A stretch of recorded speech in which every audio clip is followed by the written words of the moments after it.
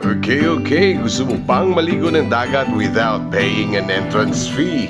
Dito lang yan sa Torres Beach Resort, Barangay Tagnanan, Mabini, Davao de Oro. Well, hindi masyado cozy, pero at least libre yung entrance ninyo. Tsaka kung trip nyo lang talaga magdagat, well, dito pwede mo dalhin ng pamilya mo na libre.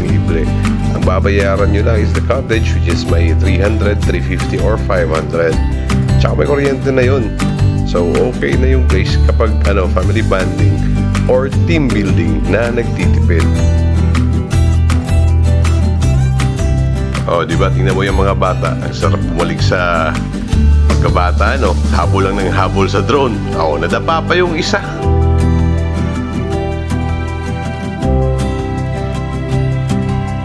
At saka shout out pala sa pretty mom na nakita namin kanina. At saka kung makita mo, white sand pa rin. At maganda pa rin yung yung dagat. Kaso nga lang, minalas kami nung pumunta, medyo low tide. Low tide talaga.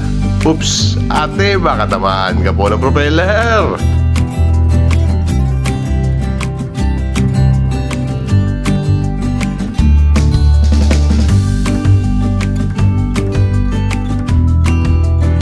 Tama din pala guys. Ang katabi niya na na resort, it's the White Beach Resort. Yung na-post ko nung nakaraan.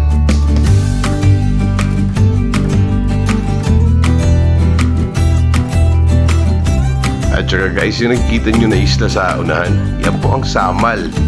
Oh, di ba? Oh, shout out din pala sa mga isla. Salamat po sa inyo. At may nakakain tayo na masasarap na ulam na galing sa dagat. Kuya, mag-ingat ka po. At sana mas marami ka pang makuhang isda at ma-share mo sa amin.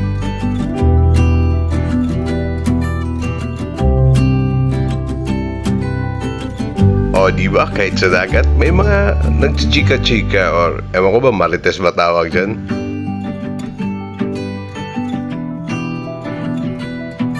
O, di ba? Kasarap ng view talaga kapag yan ang kaharap mo.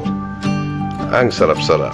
O, hala, mga bata, takbo na naman. Takbo ng takbo hanggang sa madapa at kayo'y hihingalin.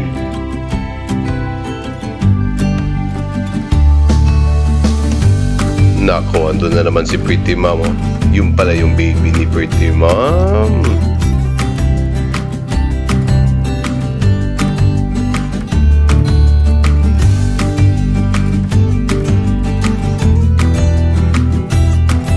Okay guys, so ngayon mananahimik muna ako. I-enjoy nyo muna yung view, okay? Para makita nyo rin kung ano yung meron sa libreng entrance dito na katabi po ng White Beach Resort na tinatawag natin na Torres Beach. Dito lang yan sa Davao de Oro, Mabini, Barangay Tagnanan.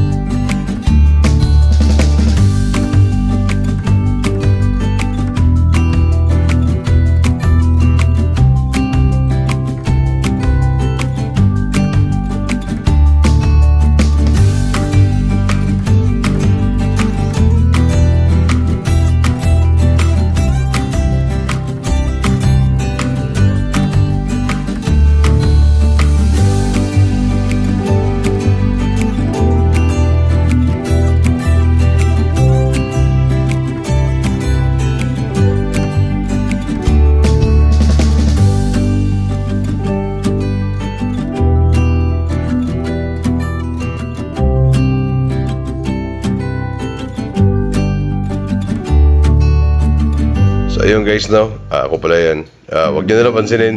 Bye-bye!